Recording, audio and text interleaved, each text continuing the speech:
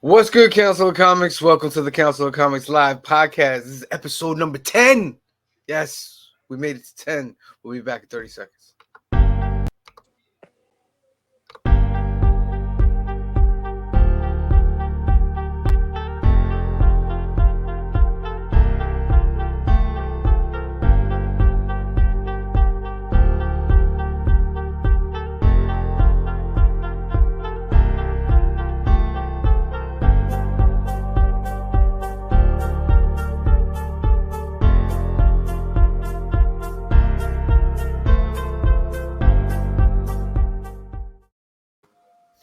What is good, Council of Comics? Welcome to the Council of Comics Live podcast. Today we're going to be going over the film box office, and we're going to start part one of our Star Wars universe with the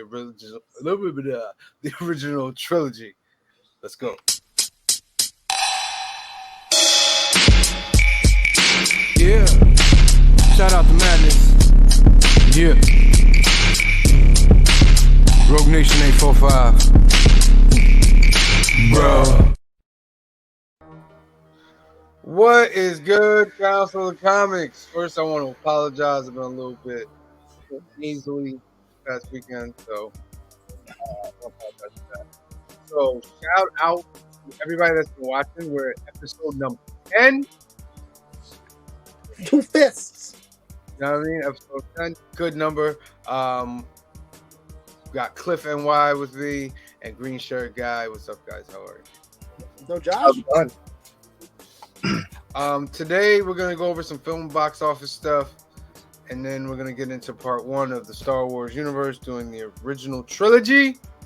We're gonna do it in order of release. That's gonna be fun.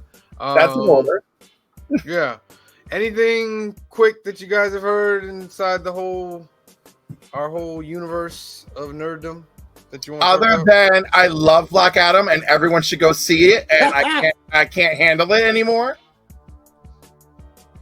I have heard some rumblings of. I just want to tell you, Larry Jackson said, he's not even here, but he put on my Facebook, it's the best movie I've seen since Spider-Man No Way Home, and I'm sorry I watched it bootleg and didn't go see it in the theater.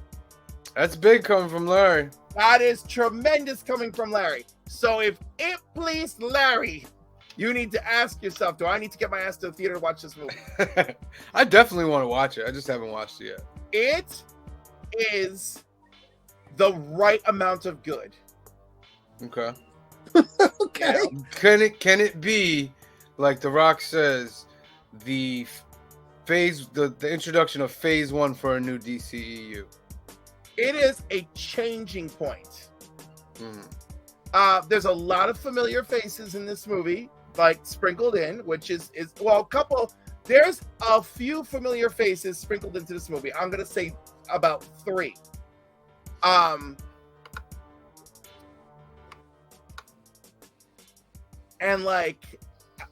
it's funny. I will correlate this. You know how Star Wars: A New Hope doesn't give us a whole story. It throws us in the middle of a story and just gives us what we need to know to keep going. Yeah. This movie does that. We do not get an origin for the JSA. We get a little taste of who they are, and we're on our way, right?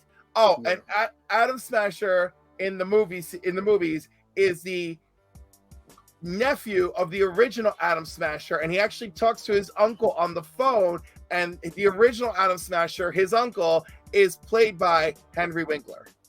Nice. I thought that was hilarious. I was like so happy. Nice. But do you feel that for the casual fan, they're gonna follow the story enough without introductions? Or is this more geared to, like, you and I would know a lot more just because we read the books, right? Right. But if I'm someone just coming into it blind, having no background, I'm good. You're good because you're given the information you're needed, but Okay. like there is no origin for, like, there's actually the person who probably gets the most origin is probably Dr. Fate. They're like, his helmet came from space, and like, you know, Like, you know, when he puts it on, it's like a man possessed, blah, blah, blah. And of course, he steals every scene he's in. He's amazing. So can this be an Iron Man? You know, it's funny because it mimics Iron Man in a lot of like moments. But like, no, it's just a good turning point. What could I equate this to?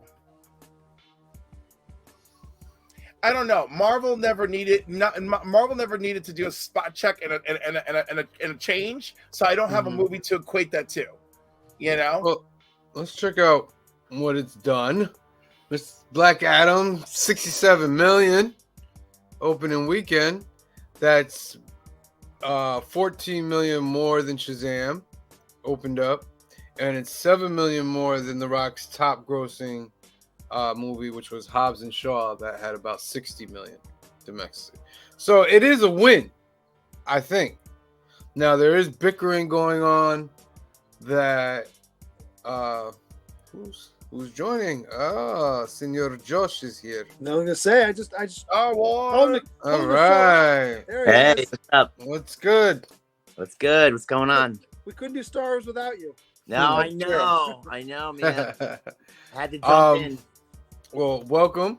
Thank you. We're talking about Black Adam right now. It did 67 million and 140 million at the worldwide box office. But there's still bickering going on about whether this is enough for Warner Brothers to continue on this path or to say, let's wipe it anew. Oh no, it's enough. It's enough. It's definitely enough. It probably is, but they're getting ready to sell anyway. So they're gonna, you know, I think we talked about that a few weeks ago, where they're gonna but that's make money on all these properties, and then the ones that they've shelved, that's how they're gonna balance the books. And again, that's based on speculation, even though that is literally what appears that they're doing. Yeah, I think they're gonna move forward because they had Henry Cavill film this scene, and at the same time they had him film his scene for The Flash. So this is going to go that direction. And once they're just gearing up so that it'll reach a high point, and then they'll sell it. You know what I mean? Right.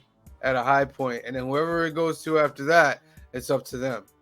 Because that's why they don't, in my opinion, they don't care about releasing the Flash, which means they will release it because it's not going to be their problem after the Flash is out. Well, you know what I it's mean? done. So it would be a big red mark in the ledger.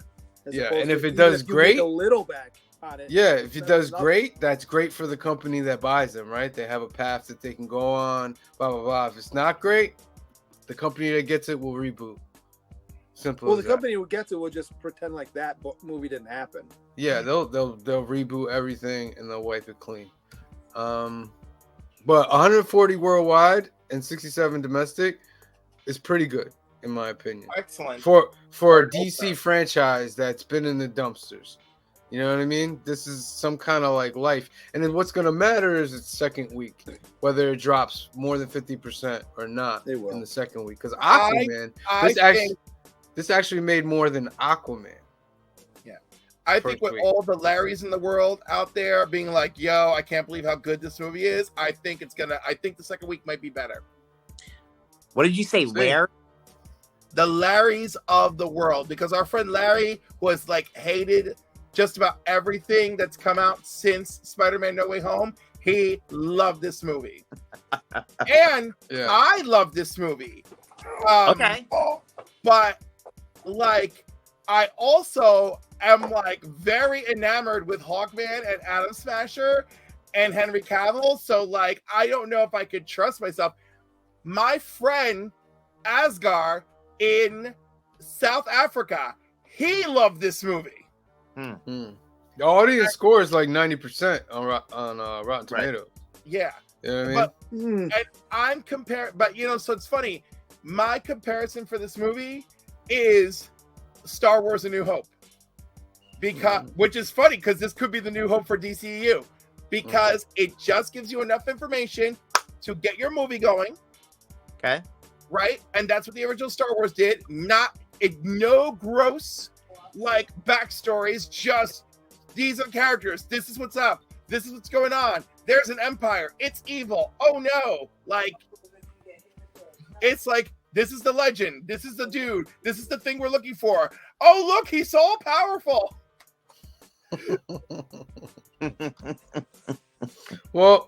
Well, I hope we all get to see it soon so we can talk more about it. Oh, Yeah, I'm gonna- I haven't seen it yet. It's gonna be a little bit before I get to see it, but I don't know. I'm not like super excited, but I am glad to hear that Cliff liked it.